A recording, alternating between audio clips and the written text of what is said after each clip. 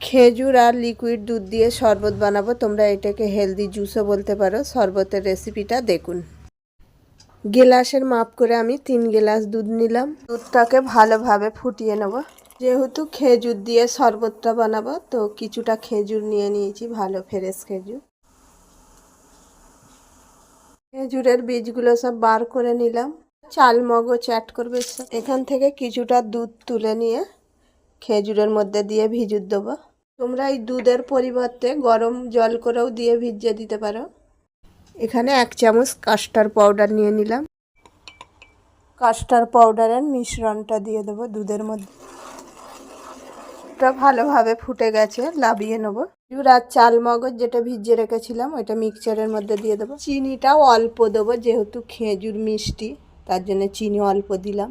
মিক্সচারে দিয়ে একটা মিহিন পেস্ট বানিয়ে নিলাম। এটাকে আমি দুধের মধ্যে দিয়ে দেবো। এর মধ্যে অল্প গোলমরিচ দিয়ে দেবো। যেহেতু খেজুর দেওয়া আছে চিনিটা না দিলেও চলবে।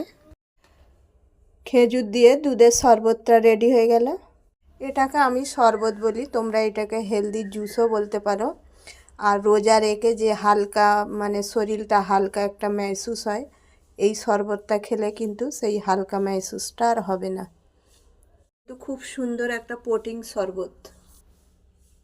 এই শরবতের রেসিপিটা ভালো লাগলে অবশ্যই একটা লাইক শেয়ার কমেন্ট করো।